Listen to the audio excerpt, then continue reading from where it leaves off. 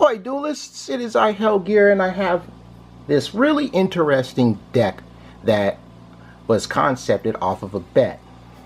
So here's the funny thing about this deck. I was talking with my dueling buddies and we were discussing Zane Truesdale's decks. You know, his Cyber Dragon deck and his Cyber Dark deck. And we were talking about their strengths and their weaknesses. And one of my buddies, he said, well, the weakness to Zane's decks is both of them put together. And the baby of those decks would be nothing but complete and horrible trash that'll never work. I look at it and I'm like, it only doesn't work if you don't know how to work the deck and use the cards properly. Oh yeah, Hellgear? I got 20 bucks that says you can make a proper working deck of the love child between Zane's two decks. And I'm like, don't bet money you can't afford to lose. So he ended up making the bet with me. I won, which is ironically enough. And this deck I actually came back to revisit, to put in some extra cards into it. But essentially I call it the Cyber Dark deck. It's weird, it's rather technical, and it's not a Skeleton Crew 40 card deck. So let's count the cards, shall we? Starting off, I run 2 of each of the Cyber Dark monsters here. A little bit of housekeeping first and foremost. The archetype started out with Horn, Edge, and Keel. And they each have level 4 Dark Attribute, 800 attack, and in the back. And they are perhaps the hardest dragon deck to work with, mainly because of their effects that they share. When they're normal summoned, you can essentially take a dragon of up to 3 stars in your graveyard and equip it to the card. They gain the attack of said dragon, and if they should be destroyed in battle, you can ditch the equip so they can survive the blow. So essentially they're a low rent relinquished, and they each have their own unique effects. Horn can deal piercing damage. Keel can bypass monsters and attack directly, but the battle damage is half. And actually no, that's Edge that can do that. Keel, when it destroys a monster in battle, it deals burn damage. And at the time, level 3 dragons were not all that great. So when Legendary Duelist 2 came in and we got Cannon and Claw, it helped these guys out. You know, like the machines, they have the 800 in the back, but they're twice as strong. And they each have 3 effects. They have the discard effect, a battle equipment effect, and a destroyed equipment effect. When you discard Cannon, you can essentially add a Cyber Dark machine from your deck to your hand, while Claw adds a Cyber Dark spell or trap from your deck to your hand. At this time, there are no Cyber Dark traps, so you're going to be adding Cyber Dark spells. Maybe one day we'll get a Cyber Dark trap that is really boss. When they are equipped to a Horn, Edge, and Keel, and they battle, not necessarily have to deal damage, but when they battle, Cannon sends a card, or not a card, a monster from your main deck to the graveyard, while Claw sends a monster from your extra deck to the graveyard, which is pretty unique, actually. Then, of course, they have the wonderful effects that, as equipment, if they are destroyed, Cannon lets you draw a card, and Claw lets you scoop up a Cyber Dark monster from your grave, which is pretty good, actually. Yeah. Really useful. They make the 3 machines 2400 strong. And I like to run 2 of each instead of 3 so as not to clog the deck down. You know, you're going to run 3. Most decks usually run 3 of each, but that's 15 monsters in most of you guys' 40 card decks, and that's a really rough sell. One of the big problems of this deck was searching. You know, searching out monsters was not an easy task, and some of the best low levels were 4 stars. Now, Mass Dragon is a good search, but it only searched for 1500 attack point monsters, which is null and void to Cannon and Claw. which is why I run Dread Dragon. Now, Dread Dragon is 1100 attack, but it's a level 2 instead of a 3. So when you need to, you can clutch equip this from the grave, but when it's destroyed by battle, you can add a level 3 dragon from your deck to your hand. So it's another good way of getting out a level 3 dragon. Next up is another dragon with a bad rap, and it is the only dragon Zane ran in his Cyberdark deck. And honestly, it's a card that needs to be in more starter decks. Exploder Dragon. It's a 3-star. It only has 1,000 attack points. So odds are you're probably not going to add this from... You're not going to equip your Cyberdark machines to it. What's great about this card, and also the reason why duelists took it out of their decks, is because this is not an offensive card. Battle damage involving this monsters in the fight results in no damage to either player. That's the main reason why they took it out of the decks, you know, because they can't hurt your opponent with it. It's great for beginning duelists because it's a free summon. You can use it as a scout. If you don't have cannon or claw in your hand, you can just send this to the grave. You won't take any damage. And it blows up the monster that kills it, which is good. So you're going to be using that for defense more than offense. And you're supposed to use it for defense. I run 3 Proto Cyber Dragons. And I'll explain more as to why I run 3 Proto Cybers instead of like cores and hertz when I get to extra monsters. 1 Fire Ant Ascatar. 1 Supe. They have extra effects. Supe's extra effect you're probably not going to use because I don't play Oracle of the Sun. And Fire Ant Ascatar's extra effect is when it's destroyed and sent to the graveyard, you can take a level 5 monster from your grave, special summon it to your side of the field. It can't attack, its effects are negated, and it's destroyed at the end of the turn. So essentially, you can use it to block an attack. Because this is Zane, gotta have the 3 Cyber Dragon action, man. That simply put. Plus, they're level 5s, so you can use it to block an attack when Fire Ant Ascator goes to the grave. 1 Dark Horse. You probably won't use the special summoning effect for the level 4. I leave it in here because it's a 3,000 attack point beater. It's a dragon, so you can use it for fodder for the extra deck monsters. Real fun for that. And I usually would side that for the next card because I have 2 of these. And it's another card with a bad rep, and that's Cracking Dragon. Can you believe this card is worth less than a quarter? But it's so great. It's too bad it doesn't get the love that it should. So level 8, 3,000 attack points, nothing defensive. So you're not going to be defending with this. You're going to be fighting with it. Essentially, and this is what this effect makes it so great, any monster with a level equal to or lower than Cracking Dragon, which it is a level 8, cannot kill it in battle. So if a Blue Eyes fights this, Blue Eyes goes bye-bye, this stays on the field. Also, when your opponent only summons 1 monster, the level of the monster is an attack point nerf by 200. So for example, if they summon 1 Blue Eyes, they're essentially taking a 1600 attack point nerf, and that nerf is inflicted as burn damage. But it only works on your opponent if they summon only 1 monster and only a level monster. Yeah, and that's pretty decent. Again, it's another beater. Good stuff there. Alright, Spell Game. 1 Cyberdark Impact. I only run 1 of these, and rightly so.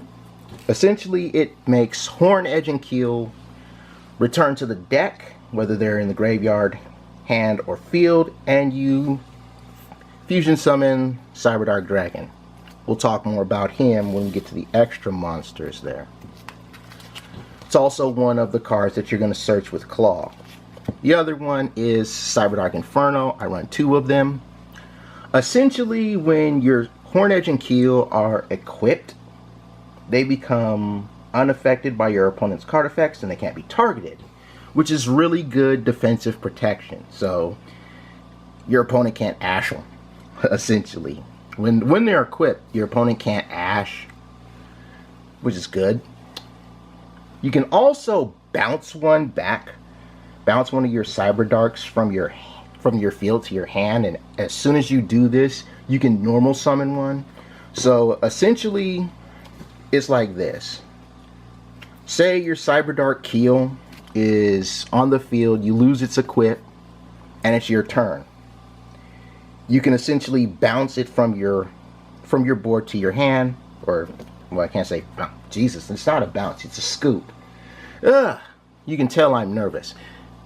Scoop, then normal summon, get the equipment back, which is really good. Also, if your opponent's card effect destroys this thing, you can essentially add one polymerization spell or a spell with fusion in its name from your deck to your hand. So essentially you can add polymerization, you could add super poly if you have it in your deck, ultra poly if you have it in your deck. I don't use those cards. You could also use cards like fusion substitute, which is treated as a poly, and you can banish it from your graveyard to draw a card, so I guess it's a +1. Future fusion, overload fusion, all of which you can pull as options from your deck to your hand once your opponent's card effect takes Cyber Dark Inferno off the field. Moving along,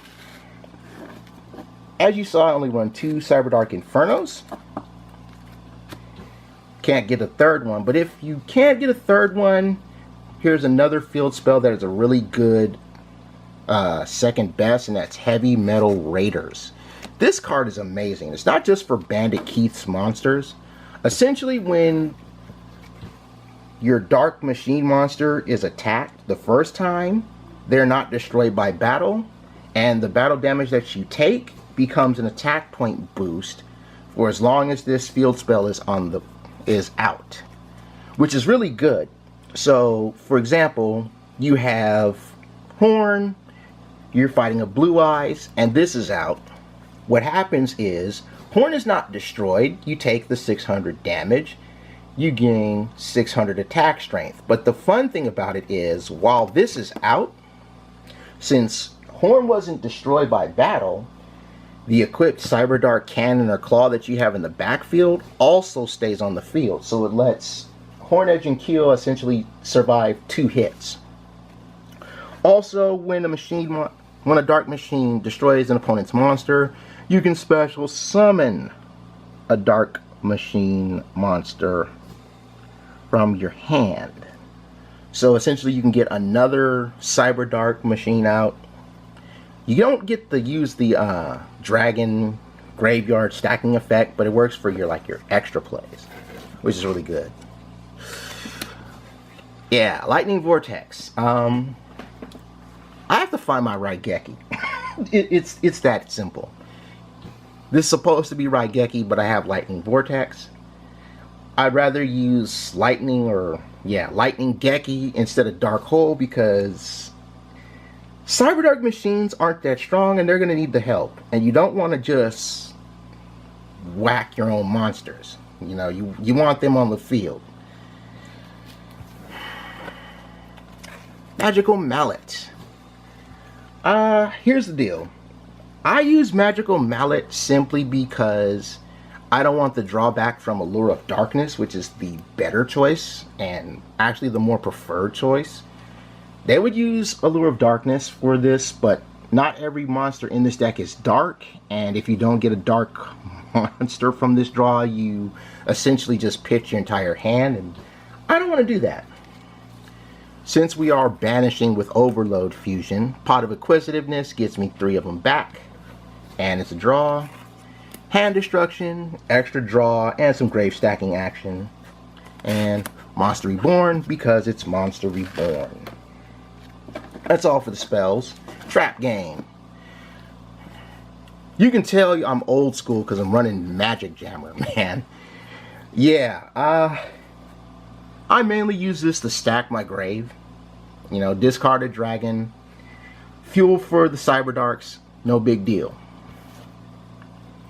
Like I said with Lightning, Hornedge and Keel need help.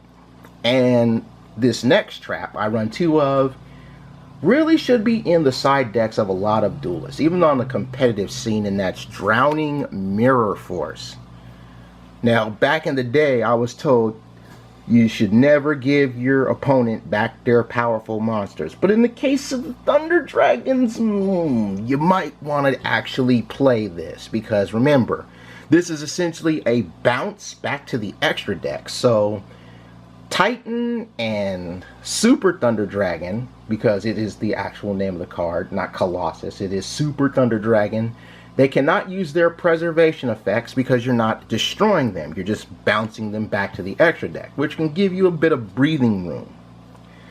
And Too Dark Illusion. I like this card, actually. It works in any dark deck. It essentially makes any effect, any card or card effect that would target a dark monster, it negates and destroys that card. So essentially, it can keep your dark monsters on the field, which is really, really good, actually. Alrighty then. Main deck aside, let's get into the extras. Now, before I get into the fusion, I want to start on white here, because this is something I was looking at when I concepted the deck, and this is rather interesting. So let's backtrack to these guys, Fire Ant and Supe. These guys are actually specific tuners. They are tuners specific to Sun Dragon Inti and Moon Dragon Quia. Yeah, that irritating 5Ds loop, man. To those of you who've never seen 5Ds, Goodwin, when he was a Dark Signer, used these cards. And essentially, this combo is live thanks to Cyberdark Claw, and it's a really good setup. And essentially, you can sync either of these tuners in with the level 5 Cyber Dragon to make them. So let me just give you the breakdown. Say you have your Cyberdark on the field, and you have a Cyber Dragon and either one of these 2 tuners in your hand. So for example, you have Fire Ant in your hand. What you'll do is your Cyberdark, preferably Edge, that's equipped to Claw, deals a direct battle. You may do damage, you may not, but since Fire Ant's in your hand, you essentially pitch Moon Dragon Quia. Then when your Cyberdark is killed, you essentially special summon Cyber Dragon, normal summon Fire Ant, and you get Sun Dragon Inti. Likewise with Quia. It's a really fun play. The loop is just great, and it really stuns people when I pull it off. As far as these guys are concerned, these cards are like crazy. As you can see, they're like opposites. So in any case, Sun Dragon Inti works like Exploder Dragon. You know, it kills the monster that, it blows up the monster that kills it, and you deal burn damage equal to half that monster's attack. And when Moon Dragon Quia is selected as an attack target, half of the attacking monster's points are added to your life. What makes them so irritating is the fact that when one is in the graveyard, they can essentially revive the other. So if the sun is out and the moon is in the graveyard, it gets destroyed. During the next standby phase, this comes out. And then when the moon is destroyed, oh wait, no. After the sun is destroyed, the moon comes out. And then when the moon gets destroyed, sun comes out. So essentially, Once this comes out, they get rid of it. On your next turn, you draw, standby phase, Moon comes out. When they destroy Moon, that goes to the graveyard, Sun comes out. It is a very irritating loop, and thanks to Cyber Dark Claw, it is live. Coral Dragon! This guy is good. You essentially pitch a card, you blow up one. I like that. I actually run 2 Link monsters in the deck. I run Twin Triangle Dragon and, surprisingly enough, Borreload Dragon. Borreload actually works really well in this deck. It's funny and also sickeningly disgusting how well this works in the deck. Okay. Now, remember how I said I have those wonderful Proto-Cyber Dragons? Well, there's a reason why I ran them instead of the Hertz and Cores. Because we have level 3 monsters, and you would figure, since you're running level 3 monsters, you might as well have... Why do I have these down here? Put them right there. You essentially have level 3 ranks. So, I like to play number 17, and likewise number 71. Again, Cyber Dark Claw really makes this hit, because you can use Claw, pitch 17 from the extra deck to the graveyard. Then when you get your 2 level 3s out, like your cannons, because, you know, they already got rid of your Cyber Dark machines, you can essentially overlay them.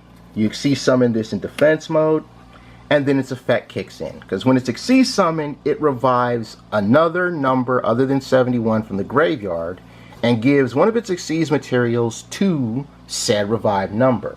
So essentially, you Exceed Summon 71, you revive 17 from the graveyard, give one of 71's Exceed materials to 17, you detach it off of 17, and it's 2,500 attack points.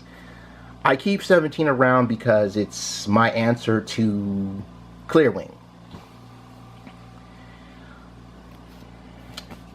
And because we have level 4s, and in the event you can't get your cannons or claws or level 3s, you can just overlay 2 of them into Dark Rebellion Exceeds Dragon, which is really good, and that's saved my skin a couple of times. And the attack steal is permanent. I know a lot of people may not realize that, but Dark Rebellion's attack steal is permanent. Alright, now for the fusion. First and foremost, let's talk about the fusion monster that a lot of you guys who run this deck whiffed on, and that's Starving Venom. I mean, what happened there? It is the easiest monster to fuse in the entire deck. You just need 2 dark monsters. I should have to tell you how awesome Starving Venom is in general. That's a no-brainer. 1 Cyber Dark Dragon and 1 Cyber Darkness Dragon. And these guys are just amazing, even though they get a lot of bum raps. Cyber Dark Dragon is a fusion of Horn Edge and Keel, and unlike Horn Edge and Keel, it's an upgraded version that is not restricted by level. So you can essentially get Horn from the graveyard, you could get Coral Dragon from the graveyard and attach it to it. You can attach Borreload if they somehow wipe it off your board. You can attach Starving Venom to it. It's just lovely how that gets. Plus, the extra attack of 100 per monster in the graveyard is great. It's too bad that Cyber Darkness doesn't have that ability. And you need 5 Cyber Dark effect monsters to do that. So, including the 5 in the main deck and Cyber Dark Dragon, you have a total of 6. Twice as strong as Dark. Doesn't get the attack boost that Dark does with the extra monsters in your graveyard. But unlike Cyber Dark, Cyber Darkness can also attach to dragons as well as machines. And if your opponent activates a card effect, you can pitch one of your equipped cards, not necessarily the one attached to Cyber Darkness, and it is not a once per turn effect, which makes this a quick play Solemn Strike, which is awesome. Cyberdark wise, the obvious choice first and foremost, one Cyber Dragon. If this isn't in your Cyberdark extra deck, you're doing something wrong. Chimera Tech Rampage to clap the back row and multiple times. And Fortress Dragon, which is, again, really awesome. It's good choice for overload. Plus, again, Cyber End on Cyber Darkness is 6,000. But does it get better than that? Sure it does. 5 God, baby. 5,000 plus 2,000 is 7,000, and that's enough to put a damper in anyone's spirits. So, extra deck I gotta work on. But I'm going to show it off anyway. Got Cracking Dragon number 2. Again, I like to side this with Dark Horse. And then we got the Macho Man Randy Savage, the 3 Hunter Dragons. These guys are essentially the best dragon equip, in my opinion, to Hornage and kill. They're level 3, they're dark, so Dark Illusion can protect them, and they're 1,700 attack points. I know, old school, right? Spell game, I have 1 Dragon's Mirror, because it's another way to get Starving Venom out. Limited removal for Clutch. Power Bond because it's Power Bond. And interesting enough, I have 2 Air Cracking Storms. I like Air Cracking Storm because it's an equipped monster. It combos well with Cyber Darkness Dragon. The equipped monster is the only one that can attack, I believe. How does this work again? Oh yeah. You have to give this to a machine. When that one attacks, it's the only monster that can attack for the turn. But if it destroys a monster by, what is it? Is it battle damage? Do you deal damage? No. If you destroy your opponent's monster by battle, the equipped monster can attack again. But again, it's the only monster that can attack for the turn. So, yeah. You're giving up all your other monsters to fight, but you get to hit twice. And Cyber Darkness with 5 head for 2 attacks is sweet. Pulse Mines is a defensive play, essentially. Divine Wrath, I love this. It is essentially Magic Jammer for effect monsters. Originally, I took it out for another, put it in another deck, but this is actually Dragon's Rebirth.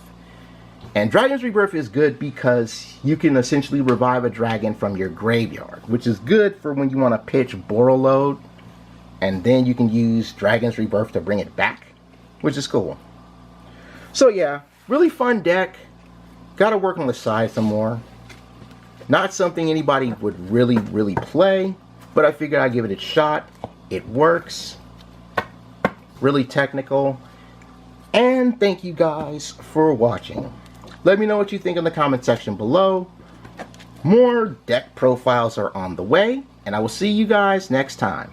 Bye-bye, everybody.